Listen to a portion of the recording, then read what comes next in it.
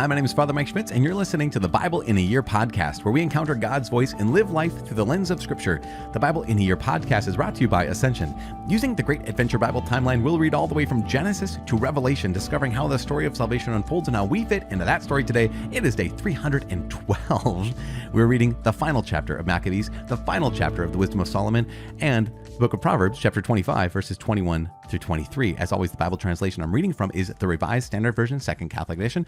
I'm using the Great Adventure Bible from Ascension. If you want to download your own Bible in a Year reading plan, you can visit ascensionpress.com/Bible in a Year. If you had done so, you would realize that today, as I said yesterday, and maybe even the day before, today is day 312.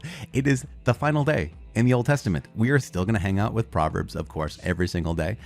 But my gosh, this is it, you guys. You will be able to say, basically, you've read the entire Old Testament by the end of today, within the next 20-ish, however long we have together, minutes. That's congratulations. You would know that if you had downloaded the Bible in a Year timeline that I keep talking about all the time. Anyways, you also subscribe to this podcast and receive daily episodes and daily updates. As I said, it is day 312, reading second book of the Maccabees, chapter 15, the book of Wisdom of Solomon, chapter 19, and Proverbs, chapter 25, verses 21 through 23. The second book of the Maccabees, chapter 15, Nicanor's arrogance. When Nicanor heard that Judas and his men were in the region of Samaria, he made plans to attack them with complete safety on the day of rest. And when the Jews who were compelled to follow him said, "Do not destroy so savagely and barbarously, but show respect for the day which he who sees all things has honored and hallowed above other days," the thrice accursed wretch asked if there were a sovereign in heaven who had commanded the keeping of the Sabbath day.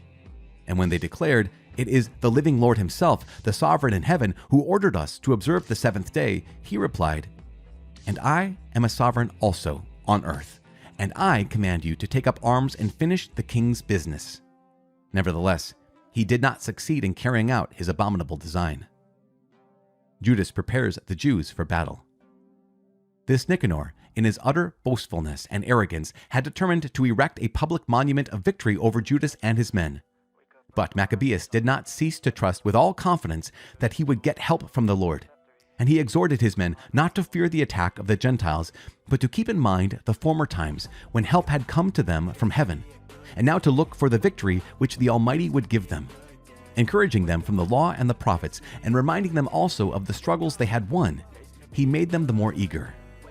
And when he had aroused their courage, he gave his orders, at the same time pointing out the perfidy of the Gentiles and their violation of oaths. He armed each of them not so much with confidence in shields and spears, as with the inspiration of brave words, and he cheered them all by relating a dream, a sort of vision which was worthy of belief. What he saw was this: Onias, who had been high priest, a noble and good man, of modest bearing and gentle manner, one who spoke fittingly and had been trained from childhood in all that belongs to excellence, was praying with outstretched hands for the whole body of the Jews.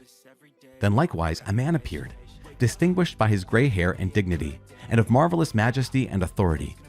And Onias spoke, saying, "This is a man who loves the brethren, and prays much for the people and the holy city, Jeremiah, the prophet of God." Jeremiah stretched out his right hand and gave to Judas a golden sword, and as he gave it, he addressed him thus: "Take this holy sword, a gift from God, with which you will strike down your adversaries." Encouraged by the words of Judas, so noble and so effective in arousing valor and awaking manliness in the souls of the young, they determined not to carry on a campaign, but to attack bravely, and to decide the matter by fighting hand to hand with all courage, because the city and the sanctuary and the temple were in danger. Their concern for wives and children, and also for brethren and relatives, lay upon them less heavily. Their greatest and first fear was for the consecrated sanctuary. And those who had to remain in the city were in no little distress, being anxious over the encounter in the open country.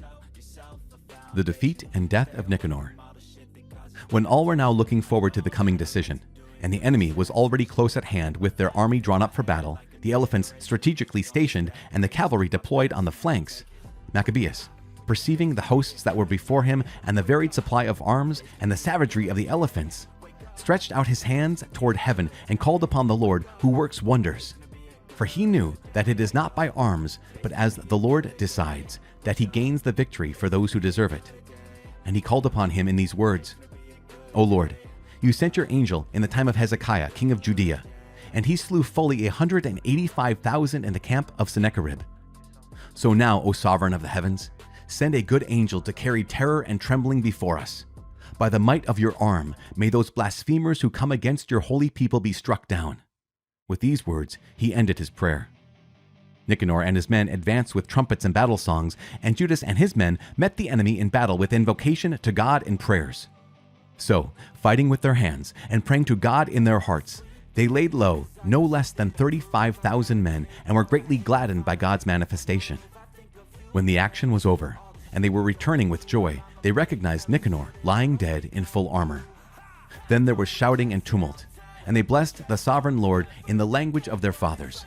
And the man who was ever in body and soul the defender of his fellow citizens, the man who maintained his youthful goodwill toward his countrymen, ordered them to cut off Nicanor's head and arm and carry them to Jerusalem. And when he arrived there, and had called his countrymen together and stationed the priests before the altar, he sent for those who were in the citadel. He showed them the vile Nicanor's head, and that profane man's arm, which had been boastfully stretched out against the holy house of the Almighty. And he cut out the tongue of the ungodly Nicanor, and said that he would give it piecemeal to the birds, and hang up these rewards of his folly opposite the sanctuary. And they all, looking to heaven, blessed the Lord who had manifested himself, saying, "Blessed is he who has kept his own place undefiled." And he hung Nicanor's head from the citadel, a clear and conspicuous sign to everyone of the help of the Lord. And they all decreed by public vote never to let this day go unobserved, but to celebrate the 13th day of the 12th month, which is called Adar in the Syrian language, the day before Mordecai's day. The compiler's epilogue. This, then, is how matters turned out with Nicanor. And from that time, the city has been in the possession of the Hebrews. So I too will here end my story. If it is well told and to the point, that is what I myself desired. If it is poorly done and mediocre, that was the best I could do. For just as it is harmful to drink wine alone, or again, to drink water alone, while wine mixed with water is sweet and delicious and enhances one's enjoyment, so also the style of the story delights the ears of those who read the work. And here will be the end. The Wisdom of Solomon, chapter 19. God's continuing help for his people. But the ungodly were assailed to the end by pitiless anger. For God knew in advance even their future actions, that though they themselves had permitted your people to depart and hastily sent them forth, they would change their minds and pursue them. For while they were still busy at mourning, and were lamenting at the graves of their dead, they reached another foolish decision, and pursued as fugitives those whom they had begged and compelled to depart. For the fate they deserved drew them on to